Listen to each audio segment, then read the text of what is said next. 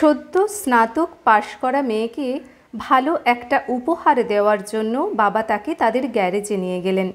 বললেন, এখানের এই গাড়িটা অনেক বছর আগে আমি কিনেছিলাম, এখন এর অনেক বয়স হয়ে গেছে।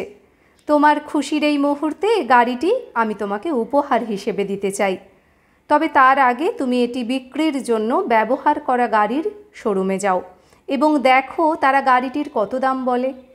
মেয়েটি ব্যবহৃত গাড়ির শোরুম থেকে বাবার কাছে ফিরে এসে বলল, তারা এই গাড়ির মূল্য $1000 বলছে, কারণ এটি দেখতে খুব পুরনো আর জরাজীর্ণ। বাবা বললেন, এবার গাড়িটি একটা ভাঙাড়ি দোকানে নিয়ে যাও, দেখো ওরা কি বলে। মেয়ে ভাঙাড়ি দোকান থেকে ফিরে এসে তার বাবাকে বলল, এটা অনেক পুরনো গাড়ি বলে ওরা মাত্র $100 দাম দিতে চায়।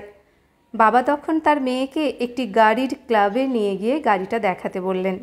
মেয়ে গাড়িটি ক্লাবে নিয়ে গেল এবং ফিরে এসে খুশিতে তার বাবাকে বলল, ক্লাবে কিছু লোক খুবই কৌতূহলী হয়ে গাড়িটি পর্যবেক্ষণ করলো এবং এর জন্য $1,00,000 অফার করেছে, যেহেতু এটি একটি আইকনিক গাড়ি।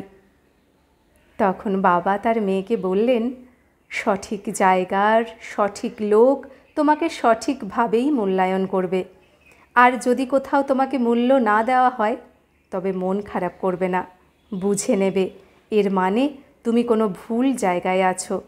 তারাই তোমার মূল্য দেবে যাদের নিজেদের মূল্যবোধ আছে, গুণের মর্ম উপলব্ধি করার মতো যোগ্যতা আছে। সে জায়গায় কখনো পড়ে থাকবে না যেখানে তোমার প্রকৃত মূল্যায়ন কেউ উপলব্ধি করতে পারে না। ধন্যবাদ।